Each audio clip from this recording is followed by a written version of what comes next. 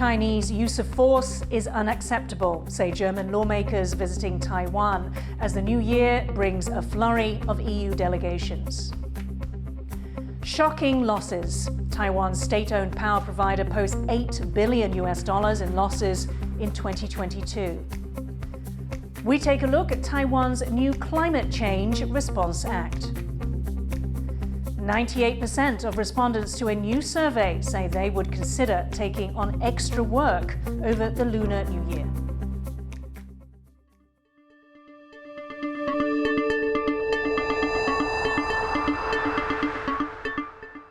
A warm welcome to TaiwanPlus News. I'm Yin Khvat. German lawmakers visiting Taiwan have said it is unacceptable for China to change the cross-Strait status quo by force. The delegation from Germany's Free Democratic Party is in Taiwan on a 4-day trip, which Beijing has already criticised. James Chater reports. Over the past year, a growing number of EU delegations have walked through these doors at Taiwan's foreign ministry. Now, 10 German parliamentarians are here for a visit they say shows support for Taiwan's democracy. But it comes at a time when the EU's economic powerhouse is debating how it can develop ties with Taiwan while reshaping relations with China, Germany's largest trading partner. While in Taiwan, the visiting lawmakers met with the country's president and foreign minister. They also travelled to Hsinchu Science Park, Taiwan's semiconductor hub. But when asked if discussions took place on Taiwanese semiconductor giant TSMC's reported plan to open a factory in Germany, the delegation's leader was clear. No, we didn't talk to them. We didn't meet them. Germany is facing an energy crisis driven largely by an over-reliance on Russian gas. In Berlin, that's prompted reflection over trade dependencies on authoritarian countries, including China. And that's what brought these politicians to Taiwan, which they say is at the forefront of systemic competition in the 21st century. I wonder if there were any discussions during your trip on how Taiwan might be able to contribute to that broader strategy of weaning Germany off dependencies on autocratic states, whether that's Russia or China. We encourage Taiwanese officials, for example, or companies to consider German technology when it comes to buying planes or trains or whatever, because it helps. The economic dimension of avoiding a horrible scenario is something we can effectively bring on the table. Germany's not the only EU delegation currently in Taipei. Also here are politicians from Spain and Lithuania. And with 3 EU delegations visiting Taiwan in the first weeks of the new year, the EU looks committed to Taiwan and to its democracy. Howard Jung and James Chater for TaiwanPlus. To find out more about the EU delegations in Taiwan, James Chater spoke to Zsuzsa Anna Ferenczi, an EU-Taiwan relations expert based in Taipei. We've had a number of European countries send delegations to Taiwan in the first weeks of this year. What message do you think this is sending? So for the past 2 years, the European Union has been a lot more willing and open to engage Taiwan. And this has happened in the context of a toughening stance on China. The European Union visits and parliamentary visits have been a useful tool to send a message to both Taiwan, a message of support, but also a message to Beijing that Europeans are serious about their interest in Taiwan and that they are serious about understanding Taiwan's relevance to their own prosperity and security. What is missing at this stage in the European Union, I think, is a thorough understanding of these complexities in the region. Was 2022 the year where these types of visits, these frequent visits, were normalized and became sort of the bread and butter of EU-Taiwan ties? And if so, where do you think the relations will go from here? Well, I think it is accurate to say that what we saw last year in 2022 was an unprecedented level of engagement and willingness, and also political will to engage Taiwan. The pandemic was a wake-up call already earlier in terms of Europe's vulnerabilities. This asks for resilience, for focus on resilience, and this is something that Taiwan is also quite interested in focusing on. What are some of your key predictions for EU-Taiwan ties over 2023? What are some of the key things that we should be looking out for? This emerging shift in the EU's approach to China and the EU's understanding of China. I think this is irreversible in a way. The tone is here to stay. The language is different than a few years back.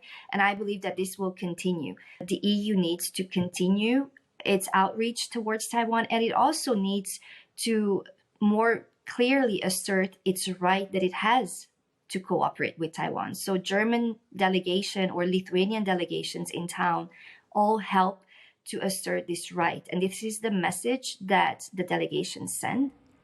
That was James Chater speaking to Zhuzha Anna Ferengi, an EU relations expert based in Taipei. Taiwan's president has thanked Premier Su Tseng-chang for his hard work amid reports that he will resign. Local media say Su will step down this month. That's according to an anonymous source in Taiwan's ruling Democratic Progressive Party, or DPP. Premier Su met with President Tsai Ing-wen on Wednesday, but neither politician confirmed the reports.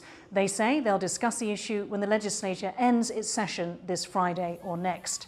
The party is planning to reshuffle the cabinet after it suffered a heavy defeat in last November's local elections. Su has served as premier for nearly 4 years. That's the longest of anyone from his party. Su is a key figure in the DPP, and he's nicknamed Lightbulb because of his bald head and his energetic campaigning.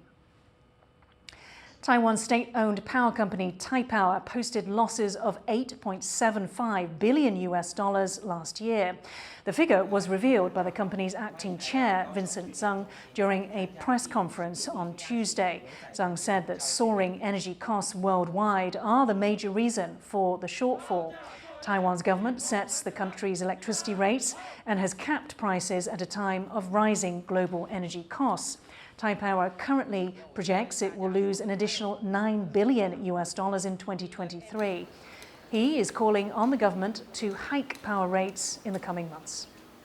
我们的预估也是3月份才会做审查，所以今年过年之前，我们大概都不会提这些相关的方案。 Taiwan's National Financial Stabilization Fund says it recorded almost $30 million in unrealized losses last year as it helped prop up the country's stock market. The fund was set up in the year 2000 to serve as a buffer against unexpected external factors in Taiwan's equity market. In July, the Ministry of Finance allowed the fund to make its 8th intervention in the stock market in response to a volatile US Federal Reserve.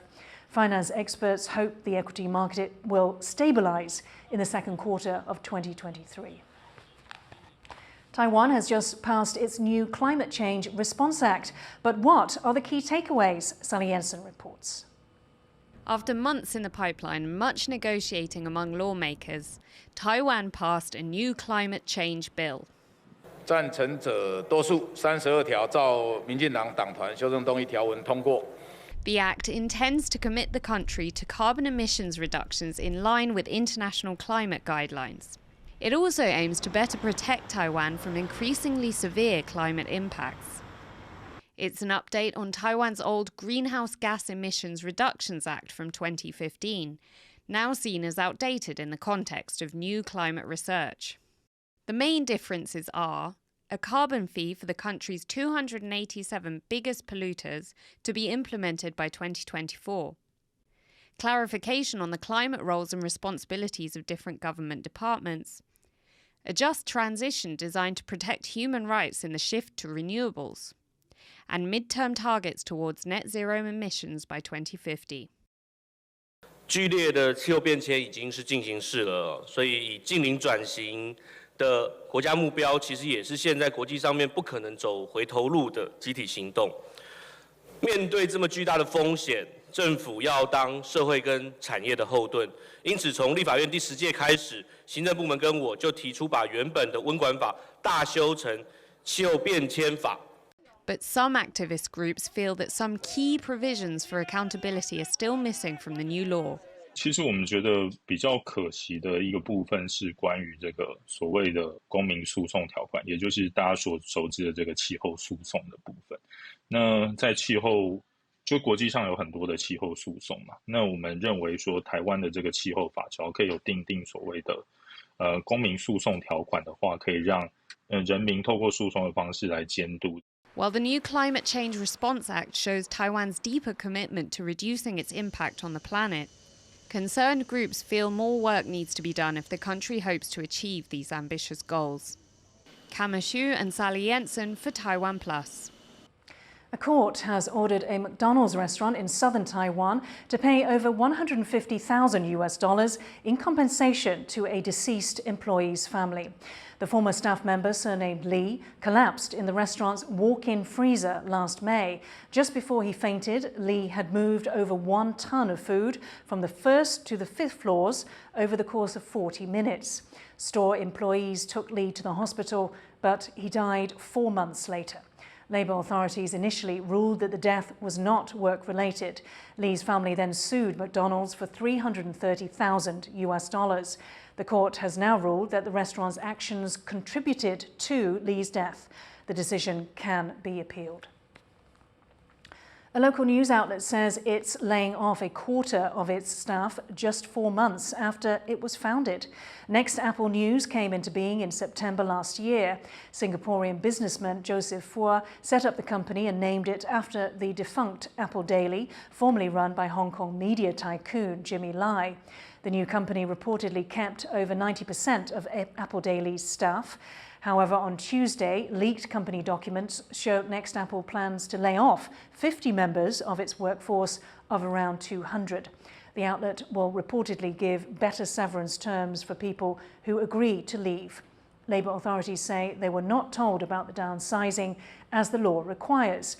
Employees were also caught off guard. 太突然了，而且真的蛮错的，就是完全是毫无预警的，然后也没有前兆这样。说实话，我觉得他们应该是在规避一些法律问题，让非自愿离职的去抢这50个名额，其实真的很不合理啊！就基本上是没有在善待员工。 A new survey has found that 98% of working people would consider taking on extra jobs over the Lunar New Year. That's as low wages and a sharply rising cost of living are leaving many short of cash.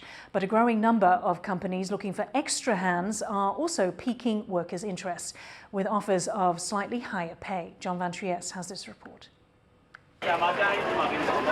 It's the season when Taipei's Dihua Street turns into a giant holiday market.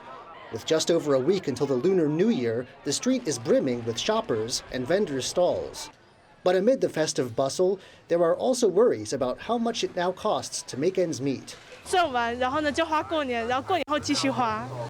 A recent survey of more than 1,000 workers found that 98% would consider doing temporary work over the holiday period. The company behind the survey, job website Yes123, hasn't seen such a demand for temp work in 15 years. Inflation is at a 14-year high in Taiwan, and respondents said low wages, a lack of bonuses, and fears about job security are driving them to seek extra income. It isn't all gloom, though. As Taiwan moves past the COVID-19 pandemic, many companies find themselves short of workers. And over the holidays, they're willing to pay extra to increase their numbers. 春节期间有42%的企业表示有所谓的这个兼差人员雇用的一个这个需求，那最高的时薪上限达211元，是基本工资的这个1.2倍。Even the holiday market has temp jobs available for those looking for a bit of extra cash. 如果做个什么10天之类，可能也有1000还是2万多这样。Though this period is usually seen as a chance to see family and take a break, financial considerations are now weighing heavily on many. And that means this year's New Year holiday season is set to be a busy one for workers in Taiwan. Ethan Pan and John Van Trieste for TaiwanPlus. The Taipei International Book Exhibition is set to return to its usual January time slot. This comes after a 3-year disruption caused by the COVID-19 pandemic. This year's fair is themed the multi-universe of reading. Organisers say it aims to give book lovers different ways to experience literature. It'll feature installations inspired by world classics such as The Old Man and the Sea by Ernest Hemingway. Poland is this year's special guest country for the first time, with Polish authors set to be featured prominently throughout. The exhibition will be held from January 31st until February 5th. 我们好像真的可以回到一个过去书展它应该有的一个样子，在阅读的这个世界里面，我们可以做非常多的展演。其实它有非常多不同的角度。那我觉得书展它也一直有一个继续推广阅读的这个功能啊。Coming up, meet a second grader who spends more time on his head than he does on his feet. Stay tuned.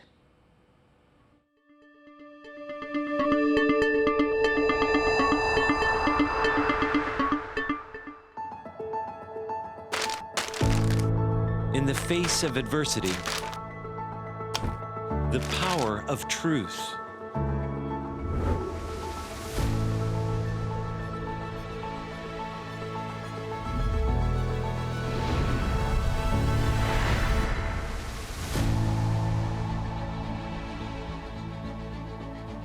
A roadmap for a just and open world.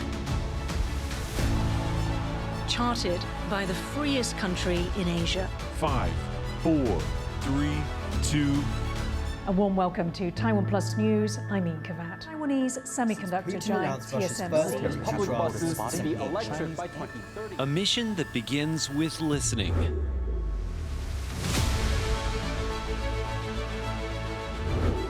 And telling the stories of Taiwan. In Taipei for TaiwanPlus. Drawing insight from original thinkers. And sharing it with the world.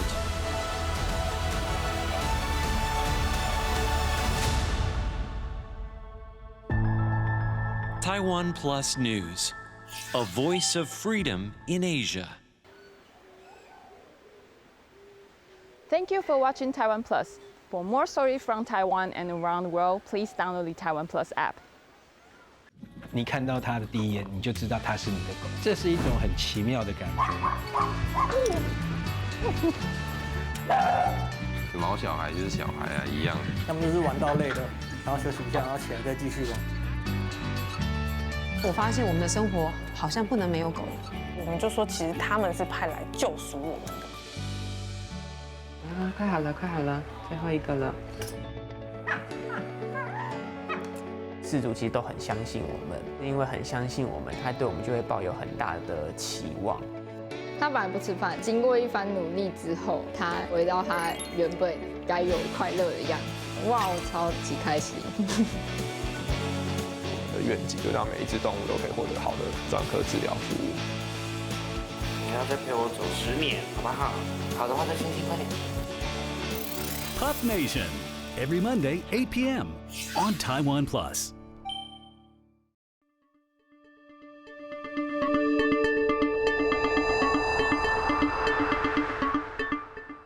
Welcome back. You're watching TaiwanPlus News. Germany's foreign minister has become the highest level Western official since Russia's invasion to visit the eastern Ukrainian city of Kharkiv. Annalena Baerbock was shown around the damaged city by Ukraine's foreign minister. She promised Ukraine more weapons and power generators and about $40 million to help with demining and internet connections. Several Western leaders have visited Ukraine since Russia's invasion in February last year, but none have travelled so close to the Russian border.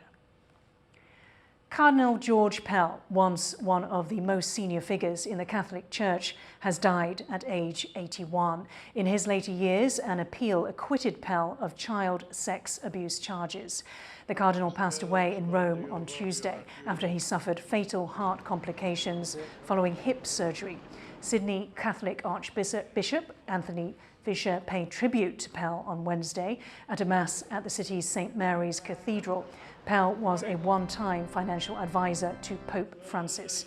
He spent more than 400 days in solitary confinement in his native Australia following a conviction on child sex abuse charges. He was later acquitted in 2020. Moving back to Taiwan, 2 former military officers have been found guilty of trying to recruit personnel to spy for China. A court in Taipei ruled that former Air Force Major General Chen Yaodong and Lieutenant Colonel Wei Shenyi violated the country's National Security Act. The pair received suspended sentences and have been fined around $30,000. The court said that it had considered the officers' clean criminal records and that their actions, quote, did not cause any actual damage to national security in handing down the verdict. It comes just a week after 3 active military officers and an Air Force captain were detained in an unrelated espionage case. The United States says it plans to deploy Marine units armed with missiles to Japan's Okinawa Islands by 2026. That's according to the Yomiuri newspaper. U.S. defense officials say the Marines would serve as a quick reaction force as they would carry lighter equipment. The plan will be officially announced on Wednesday when Japanese and U.S. defense officials meet for talks. It comes after China conducted large-scale air and sea assault drills in the region. U.S. President Joe Biden and Japanese Prime Minister Fumio Kishida are set to meet on Friday to discuss regional defense and security. A retired U.S. colonel says the United States should take steps to better protect air bases in Okinawa that could be vulnerable to Chinese missile attacks. That's one of the recommendations that came out of war games which simulated a Chinese invasion of Taiwan. TaiwanPlus reporter Louise Watt spoke to Mark Kansian, a retired colonel in the U.S. Marines and now a senior advisor with the Center for Strategic and International Studies think tank in Washington, D.C. He was one of the designers of the war games. You carried out 24 war games over a period of 6 months. What did you find out? The 2 big takeaways were, first, that in most scenarios, the United States, Taiwan, and its allies can maintain a autonomous and democratic Taiwan.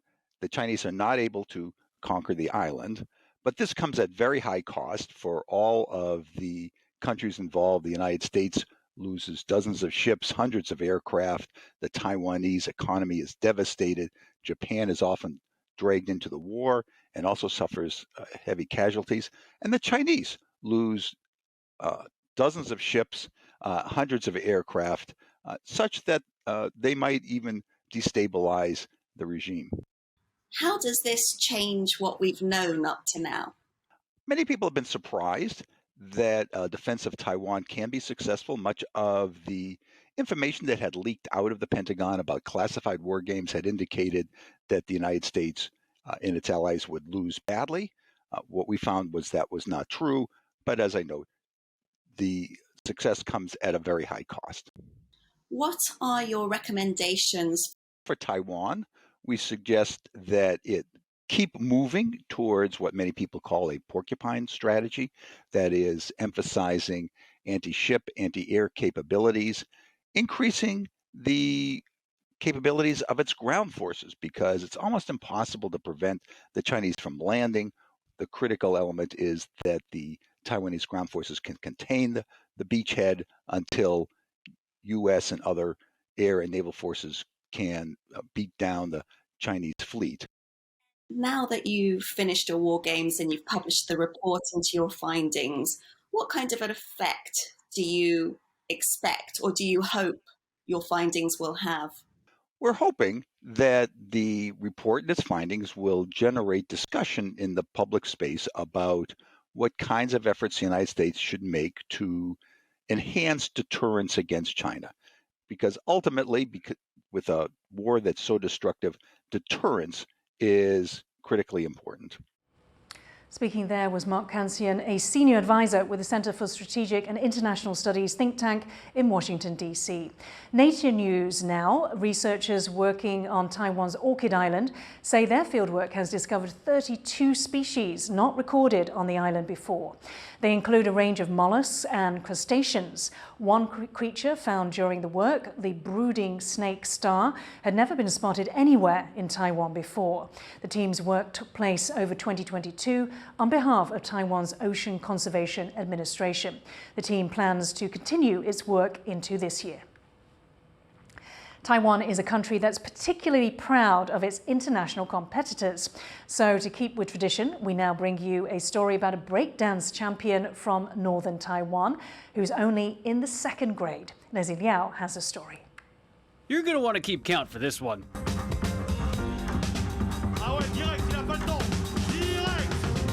All right, you can stop. because this kid isn't coming down anytime soon.